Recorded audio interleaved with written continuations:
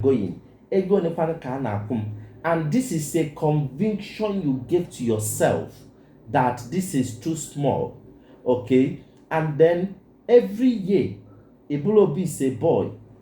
Every year, every month, agwa salary nigi irie nigo akwa onwa agwu akwụkwa gị ọzọ ego agwụ ya akwụkwa gị ọzọ igo irie nni yi akwa ife na-alụ since the last 2 years bụ iri nni na iyi akwa ajụa ga-esi ego onekwanụ ka a na-akwụ m.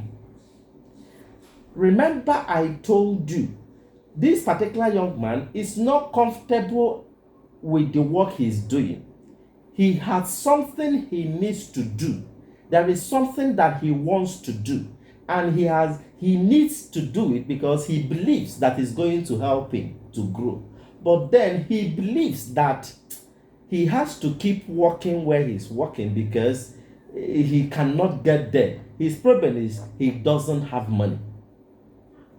The most difficult thing for you to do, or the most difficult aspect of starting what you want to do, is not money. The primary thing and the most important is definition.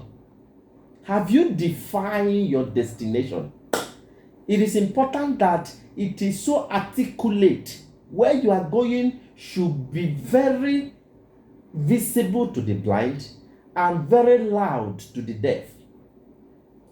Your decision, your destination should be very audible to the deaf and very visible to the blind. You have to be able to define a destination so convincingly that even a blind man will see it with you. So convincingly that even a deaf will hear it. But the reason why you get so flabbergasted, so unguided, gallivanting, every year will remain a boy, is because you have not been able to have a discrete destination, a definite destination. Epineje is not you want to, but you don't have an articulate plan. Now, this particular young man wants to.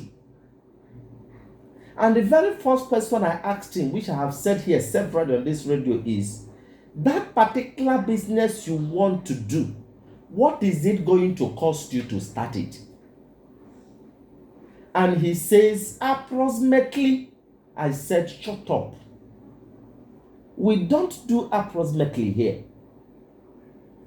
It is important that you take your time. That is what is called in economics feasibility studies.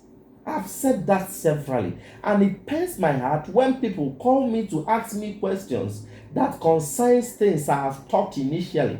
It means that either they did not understand or they weren't following properly.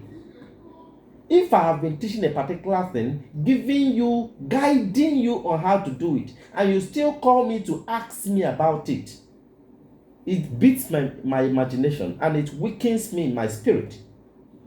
I told you, if you want to do anything, now this particular young man is working. He knew what he wants to do, but he believes that he can't do it because he doesn't have money.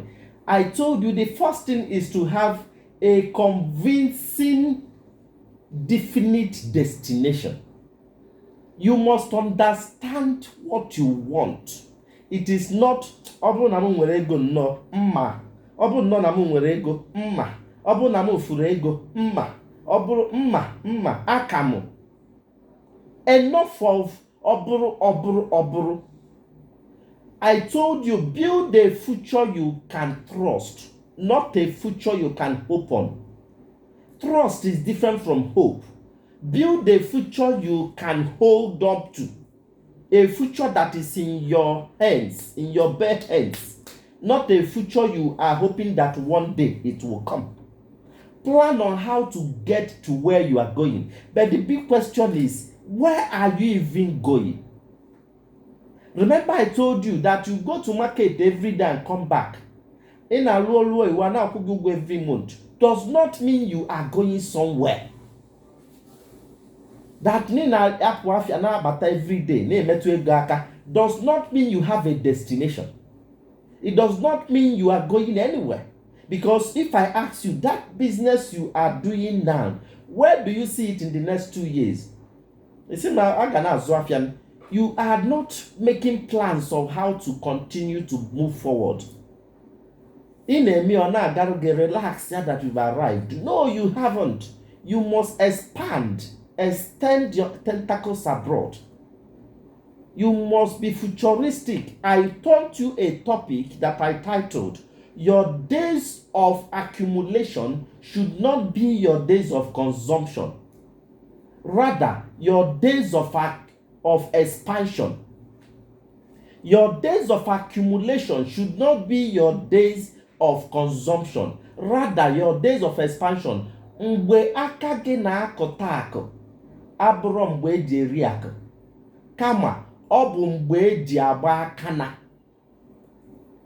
Chineke mee nke ị na-eme na-agara gị na-eme ọ na-aga relax die doba afọ na-akwakọ ya ife oriri.